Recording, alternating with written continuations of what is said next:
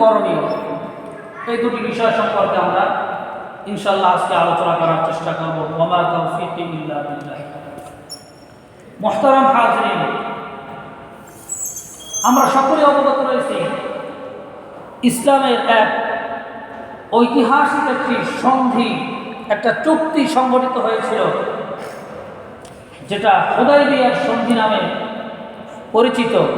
আমরা সকলে অবগত রয়েছি মুসলমানদের সাথে কাফেরদের একটা ঐতিহাসিক কিছু চুক্তি সন্ধি হয়েছিল।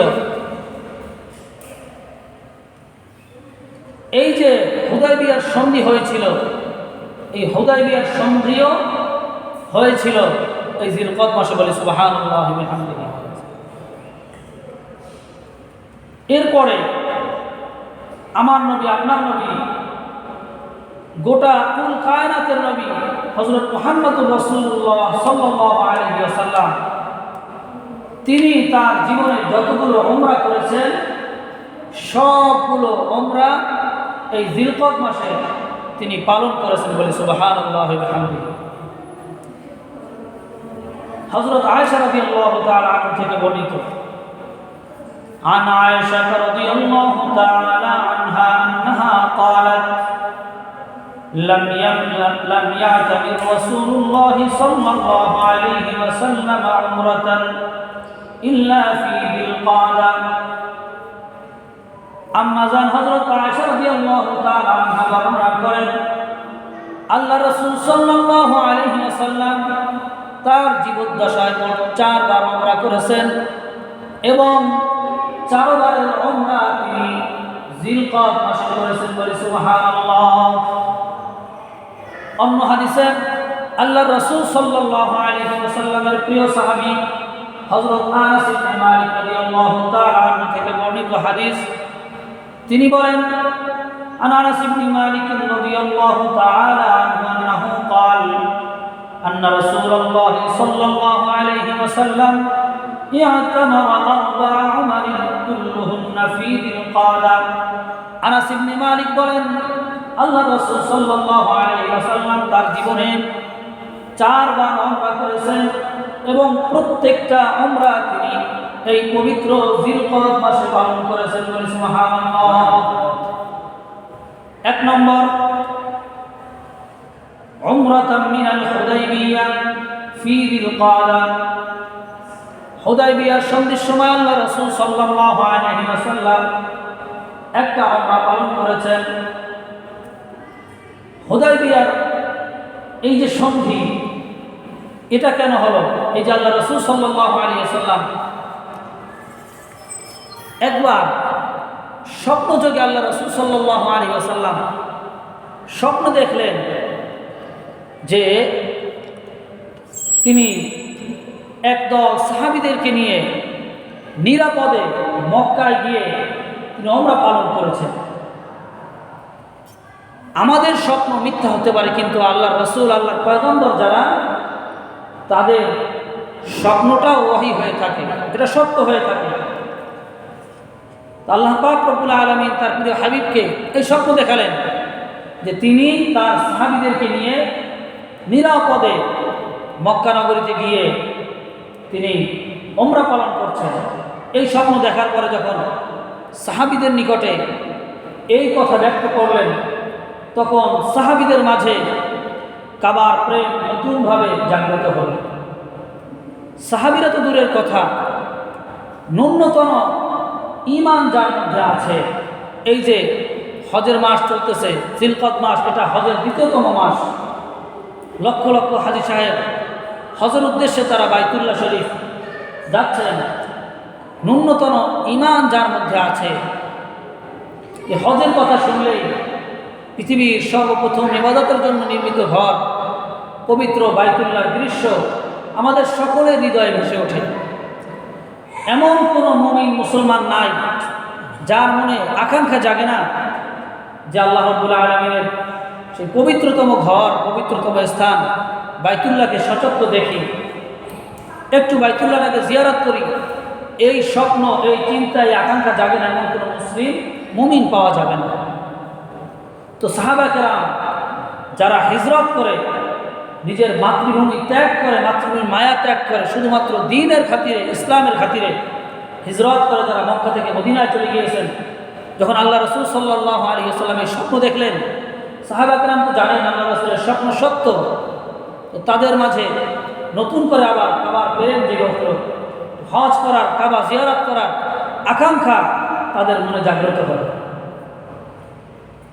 তো এই স্বপ্নকে বাস্তবায়ন করার লক্ষ্যে আল্লাহ রসুল সাল্লাল্লাহু আলাইহি ওয়াসাল্লাম ৬ষ্ঠ হিজরির জিলকদ মাসে প্রায় ১৫০০ সাহাবী সঙ্গে নিয়ে আল্লাহ রসুল সাল্লাল্লাহু আলাইহি ওয়াসাল্লাম উমরা করার জন্য মক্কা অভিমুখে রওনা হলেন। মক্কার ১০ থেকে ১২ মাইল দূরে হুদায়বিয়া নামক একটা কূপের নিকটে গিয়ে আল্লাহ রসুল সাল্লাল্লাহু আলাইহি ওয়াসাল্লাম যাত্রা বিরতি করলেন এবং একজনকে পাঠালেন মক্কায়। মক্কার লোকদের কাছে গিয়ে তুমি একথা বলো যে আমরা শুধুমাত্র উমরা করার জন্য আসছি, আমরা কোনো যুদ্ধ বিগ্রহ করার জন্য আসিনি। কিন্তু মক্কার কুরাইশ কাফেররা, আবু জাহেল, আবু সুফিয়ান, তারা কেউ রাজি হল না।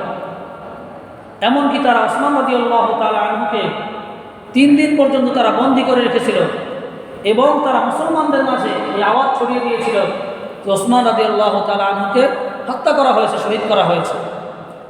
যার পরিপ্রেক্ষিতে ওই ইহরামবাদা অবস্থাতেই আল্লাহ রসুল সাল্লাল্লাহু আলাইহি ওয়াসাল্লামের নিকটে সাহাবা কেরাম রাদিয়াল্লাহু আনহুম আজমাইন তারা বায়আত গ্রহণ করেছিলেন, তারা শপথ নিয়েছিলেন যে আমাদের জীবন দিয়ে হলেও আমাদের সাথী হযরত ওসমান রাদিয়াল্লাহু তাআলা আনহুকে আমরা উদ্ধার করবো, যেটাকে বায়আতে রিদওয়ান বলা হয়। তো পরবর্তীতে দেখা গেল ওসমান রাদিয়াল্লাহু তাআলা আনহু তিনি চলে আসলেন কাফেলার নিকটে। তো মক্কার কাফেররা তারা তো আল্লাহ রাসূল সাল্লাল্লাহু আলাইহি ওয়াসাল্লামকে উমরা করার অনুমতি দিলেন না, বরং তারা একটা সন্ধি চুক্তি নিয়ে পাঠালেন। যেই সন্ধিগুলো, যেই চুক্তিগুলো করা হয়েছিল, প্রত্যেকটা চুক্তি, প্রত্যেকটা সন্ধি বিষয় মুসলমানদের বিরুদ্ধে ছিল। আল্লাহ রাসূল সাল্লাল্লাহু আলাইহি ওয়াসাল্লাম হযরত আলী রাদিয়াল্লাহু তাআলা আনহুকে চুক্তিপত্র লিখতে বলেছিলেন, যেহেতু আল্লাহ রাসূল সাল্লাল্লাহু আলাইহি ওয়াসাল্লাম উম্মি ছিলেন, দুনিয়াবি কোনো শিক্ষায় তিনি শিক্ষিত হননি। আল্লাহ পাক রব্বুল আলামিন তাকে সরাসরি শিক্ষা দিয়েছেন, যার কারণে দুনিয়াবি লেখা তিনি লিখতে পারতেন না।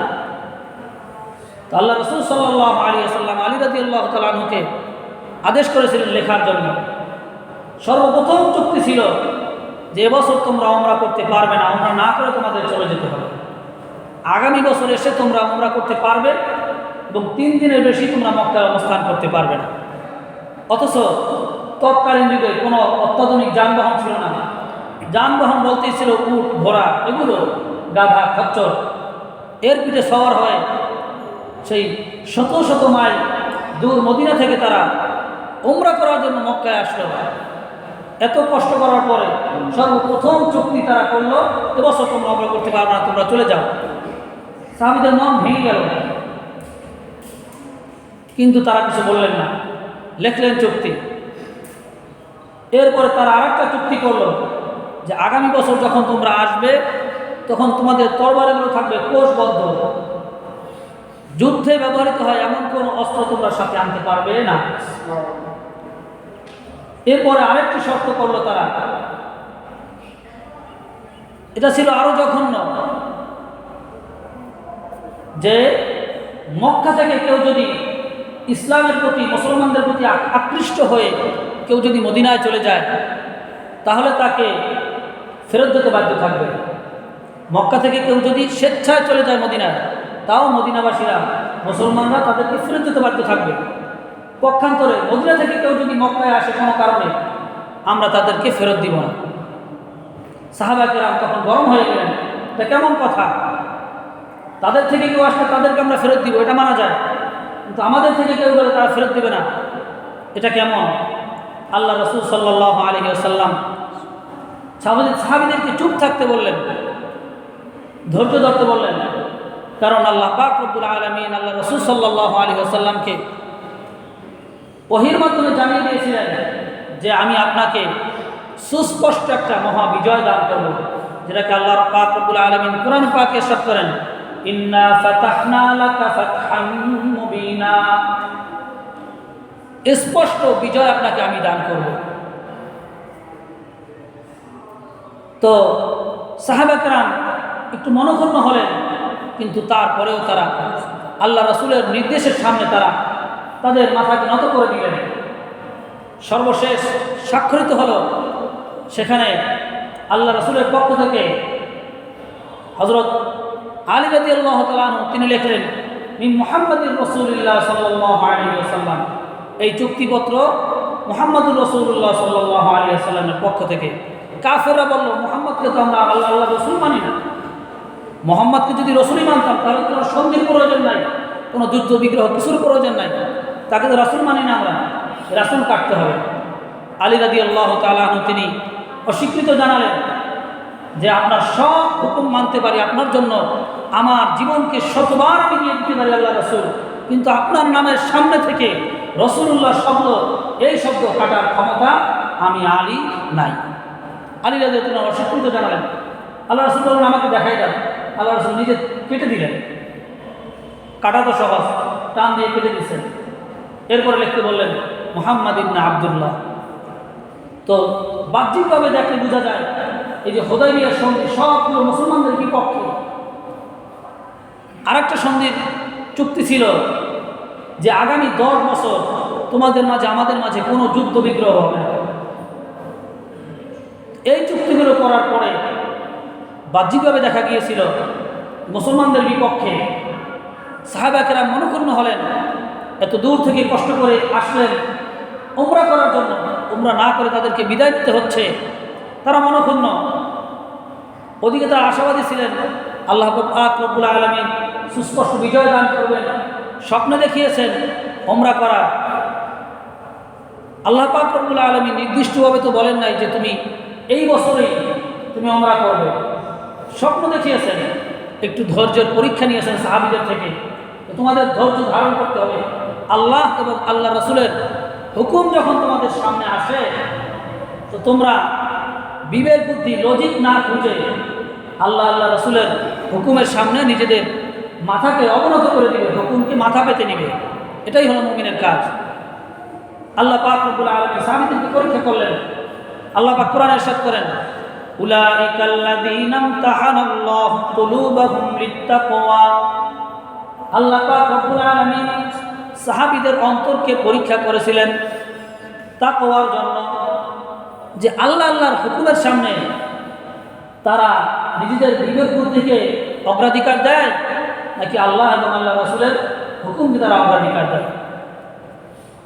তো দেখা গেল এই যে সন্ধি, এই সন্ধির কারণেই পরবর্তীতে অনায়াসে 8ম হিজরিতে গিয়ে মাত্র 2 বছরের পরে গিয়ে আল্লাহ রাসূল সাল্লাল্লাহু আলাইহি ওয়াসাল্লাম সাহাবীদেরকে নিয়ে মক্কা বিজয় করলেন, মাত্র 2 বছরের মাথায়। কারণ তাদের মধ্যে একটা চুক্তি ছিল, আগামী 10 বছর কোনো যুদ্ধ বিগ্রহ হবে না। এই যুদ্ধ বিগ্রহ না হওয়ার চুক্তির কারণে মুসলমানরা তাদের দাওয়াতি কাজ, ইসলাম প্রচারের কাজ তারা খুব সুন্দরভাবে করতে পারছিল কাফের মুশরিকদের মাঝে। তো আমার যেটা বলার উদ্দেশ্য সেটা হলো যে আল্লাহ রাসূল সাল্লাল্লাহু আলাইহি ওয়াসাল্লাম সর্বপ্রথম উমরার নিয়ত করে তিনি আসছিলেন, সেটা ছিল এই জিলকদ মাসে। এর পরবর্তী উমরা আল্লাহ রাসূল করেন ওয়া উমরাতাম মিনাল আমিল মুকবিল ফি যিলকআদা। আল্লাহ রাসূল সাল্লাল্লাহু আলাইহি ওয়াসাল্লাম যেহেতু হুদায়বিয়ার বছর সন্ধির কারণে উমরা করতে পারেননি, এর পরবর্তী বছর আবার জিলকদ মাসে আল্লাহ রাসূল সাল্লাল্লাহু আলাইহি ওয়াসাল্লাম সাহাবীদেরকে নিয়ে উমরা করেছেন, বলে সুবহানাল্লাহ। জিলকদ মাসে উমরা করেছেন। ওয়া উমরাতাম মিন জি'রানাতা হাইসু কাসামা গনাইমা হুনাইন ফি যিলকআদা। এরপরে আল্লাহ রাসূল সাল্লাল্লাহু আলাইহি ওয়াসাল্লাম 8ম হিজরিতে গিয়ে হুনাইনের যুদ্ধের পরে জি'রানা নামক স্থান থেকে আল্লাহ রাসূল সাল্লাল্লাহু আলাইহি ওয়াসাল্লাম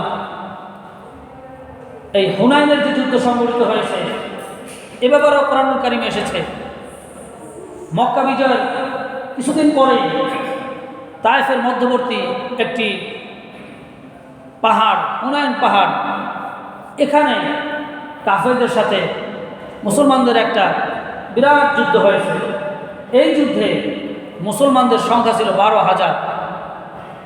তো বিগত যতগুলো যুদ্ধ হয়েছে সেই যুদ্ধগুলোতে মুসলমানদের সংখ্যা ছিল খুবই কম, খুবই সামান্য পরিমাণে তারা ছিলেন কাফেরদের তুলনায়। তো এই যুদ্ধে মুসলমানদের সংখ্যা বেশি হওয়ার কারণে অনেকের মাঝে আসলো যে অন্যান্য যুদ্ধগুলোতে হেরে যাওয়ার কিছু সম্ভাবনা ছিল, আল্লাহ পাক আমাদেরকে বিজয় দান করেছেন, কিন্তু এই যুদ্ধে আমাদের সংখ্যা অনেক বেশি, আমরা অবশ্যই বিজয় লাভ করব। এই যে মনে ধ্যান ধারণা এসেছে, যার কারণে প্রাথমিক পর্যায়ে মুসলমানরা পরাজয়ের দ্বার প্রান্তে চলে গিয়েছিল। অনেক সাহাবা কেরাম শাহাদাত বরণ করেছেন। পরবর্তীতে আবার আলী রাদিয়াল্লাহু তাআলা আনহু সহ অনেক সাহাবীদের আবার নতুনভাবে বীর দর্পে তারা আবার যখন কাফেরদের উপরে ঝাঁপিয়ে পড়লেন, তখন আল্লাহ পাক রব্বুল আলামিন মুসলমানদেরকে বিজয় দান করলেন। আল্লাহ পাক শিক্ষা দান করলেন যে আকসারিয়তের উপরে, সংখ্যাধিক্যের উপরে কখনো তোমরা গর্ব করবে না। বিজয় দান করার মালিক আল্লাহ রব্বুল আলামিন। সামান্য সংখ্যা দিয়ে আল্লাহ পাক বিজয় দান করতে পারেন। আল্লাহ পাক বুঝালেন যে আমার নিকটে অনেক আমল, অনেক সংখ্যা, এগুলো ধর্তব্য না, বরং আল্লাহর সন্তুষ্টির জন্য আল্লাহর উপর ভরসা রেখে যা করা হবে সেটা যদি সামান্য পরিমাণও হয় সেটা আমার নিকটে গৃহীত হবে। তো এই হুনাইনের যুদ্ধ যখন শেষ হলো, এরপরে জিআরানা থেকে ওই বছর জিলকদ মাসে আল্লাহ রাসূল সাল্লাল্লাহু আলাইহি ওয়াসাল্লাম তৃতীয় উমরা পালন করেছেন, আর চতুর্থ উমরা পালন করেছেন আল্লাহ রাসূল সাল্লাল্লাহু আলাইহি ওয়াসাল্লাম বিদায় হজের সাথে। অর্থাৎ আল্লাহ রাসূল সাল্লাল্লাহু আলাইহি ওয়াসাল্লাম বিদায় হজ করার জন্য মক্কায় গেলেন। জিলকদ মাসে তিনি উমরা পালন করলেন, আর জিলহজ মাসে বিদায় হজ পালন করলেন। তো আল্লাহ রাসূল সাল্লাল্লাহু আলাইহি ওয়াসাল্লাম জীবনে যে 4টি উমরা পালন করেছেন, এই 4টি উমরা তিনি এই পবিত্র জিলকদ মাসে পালন করেছেন বলে সুবহানাল্লাহ। এই কারণে এই জিলকদ মাসের দাম, সম্মান আল্লাহ রাব্বুল আলামিনের দরবারে অনেক অনেক বেশি। অতএব এটা যেহেতু আশুর হরম, পবিত্র মাস, সম্মানিত মাস চলমান, অতএব এ মাসটাকে আমাদেরকে কাজে লাগাতে হবে। এ মাসে আমাদের করণীয় কি? করণীয় সম্পর্কে 1 নম্বর করণীয় হলো, যেহেতু আল্লাহ রাব্বুল আলামিন এ মাসকে সম্মানিত বলে ঘোষণা করেছেন, আমাদেরকে এই মাসকে সম্মান করা, এই মাসটাকে অন্তরে ধারণ করা, যেটা সম্মানিত মাস চলতেছে। এরপরে 2 নম্বর করণীয় হলো, এই মাসে যেহেতু পূর্বেকার যুগে কাফের মুশরিক বেঈমানরা পর্যন্ত এই যে 4টি মাস আশুরে হরম, সম্মানিত মাস, এই মাসে কাফেররা পর্যন্ত যুদ্ধ বিগ্রহ তারা করতো না, বন্ধ রাখতো। এটা আল্লাহ পাক রব্বুল আলামিনের বিধান। তো আমরা যদিও সরাসরি বড় যুদ্ধ আমাদের অংশগ্রহণ করার সুযোগ যদি কখনো হয় তখন আমরা করব, কিন্তু মিনি যুদ্ধ, ঝগড়া ফাসাদ, বিভিন্ন ধরনের মারামারি, হানাহানি ইত্যাদি আমাদের মধ্যে আছে। এগুলো থেকে এই মাসে আমাদেরকে বিরত থাকতে হবে।